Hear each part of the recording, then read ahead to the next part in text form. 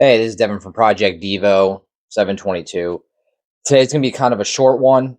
Um, Basically, on this episode, it is the state of the channel at the moment.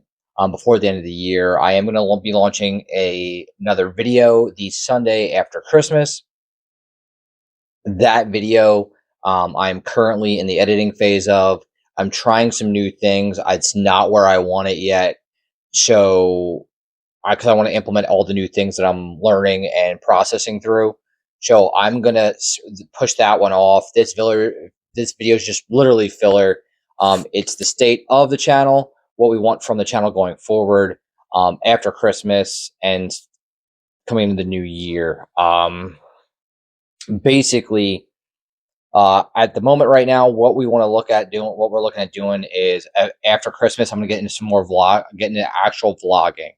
So I'm going to be buying some stuff for the WRX, doing install videos, doing build videos, explaining that stuff. I'm also going to be doing some vlog videos of my travels, whether it is me going to um, car meets or car shows or whatnot over the summer. I'm going to be doing a lot of that. I have a couple car shows that I have slated.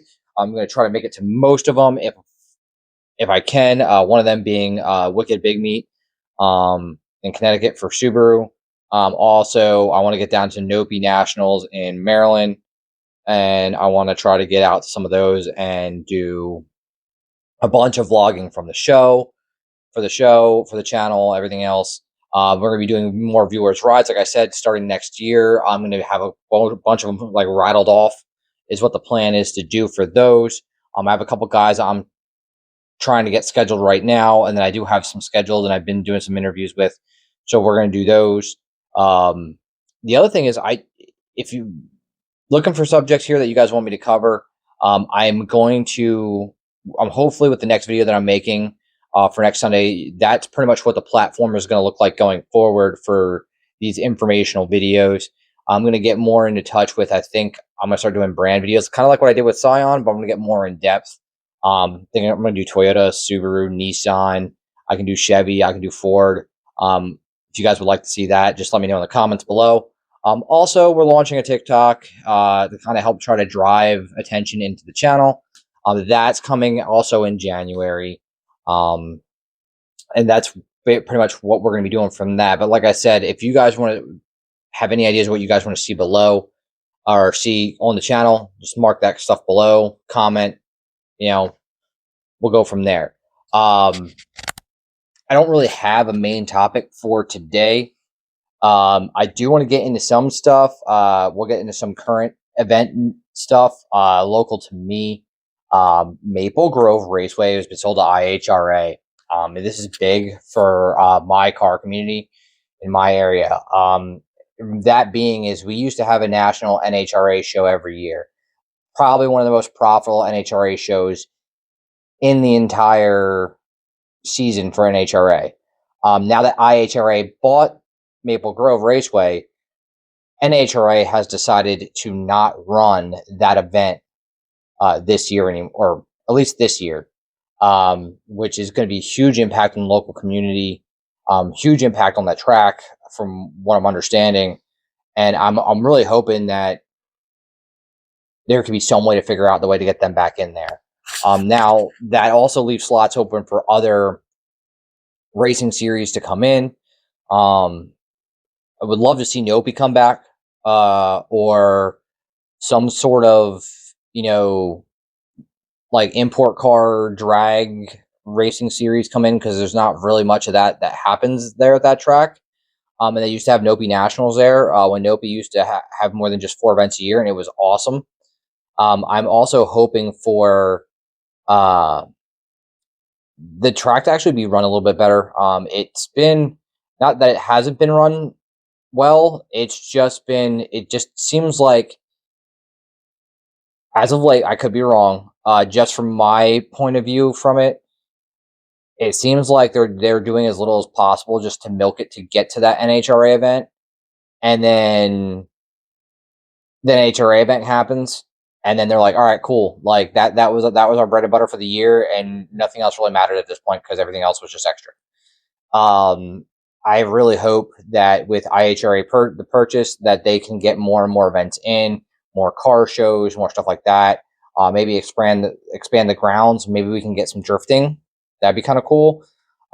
There is a huge import car community in and around where I live, between the three major cities that are in the area, or the three bigger cities that are in the area, that are in within driving distance of Maple Grove Raceway. So if they can expand and get some like types of drift, some type of drift course set up in there, even if it's as small as it may be, and put up some small grandstands, I mean, sky's the limit there with possibilities. But hey, that's just me being hopeful. Um, that's big in the news with my local area with the automotive scene. Other things that are big, which we're gonna have to keep an eye on, because I'm not sure how this is gonna affect the auto industry. Is a couple weeks ago, or like I think it was last week, um, the the current presidential administration here in the United States um, made some moves with the EPA with fuel efficiency and stuff like that, kind of kicking it back, like dialing it back, to give these automakers some breathing room. I'm anxious to see um, what that does, and what the automakers do. Do they? I don't think they're going to kick EV completely off. I think because in America you can have policy for 4 years, and then next 4 years are going to have a completely different policy. So it it depends on how you want to put your eggs in that basket. That should be interesting. We should definitely keep an eye on that, because that could be huge for some of these aftermarket manufacturers and for the auto industry as a whole. Um, Another thing I want to get into real quick with just some news and stuff with the channel. There's a couple events I want to. I'm kind of with the car club that I help out with. I'm kind of pushing the car club to do some stuff.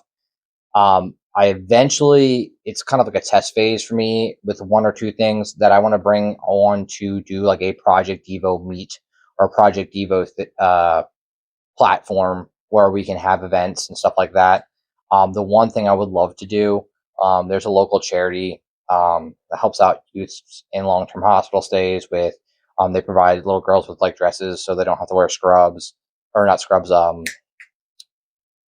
Yeah, scrubs or whatever you want to call the the apron thing that they got to put you wear or whatever. Um, they also give boys sports jerseys called Jerseys for Jack. It is close to me. It's family to me. My cousin lost a child a couple years ago. It's been very hard for them, and they put a charity in his name. His name was Jack. It's called Jerseys for Jack. Like I said, they donate jerseys and dresses to kids in long term hospital stays to make them comfortable, so they're not wearing like the gowns and whatnot. Um, and it's a big charity. It's a growing charity. I really want to do something to help benefit them, with like maybe some T-shirt sales or something along those lines, or a car show or something like that, or it's gonna be Project Devo, car show for Jerseys for Jacks, and I want to take all that proceeds from that show and donate it to that nonprofit, so that way they can go out and help these kids in these long-term hospital stays. That's one of the other plans I want to do for next year. I'm thinking about doing it maybe in the summer if I can organize it together. There's also some stuff I'm thinking about doing for veterans. I know I have something slotted for the car club next month for that. And I wanted to maybe incorporate Project Evo with that. A test phase for this year would be doing it with the car club because it would be a smaller group. And then maybe next year do the car club plus Project Evo followers, which I know some of the car club guys are already in project are following Project Evo, but I would love to do that.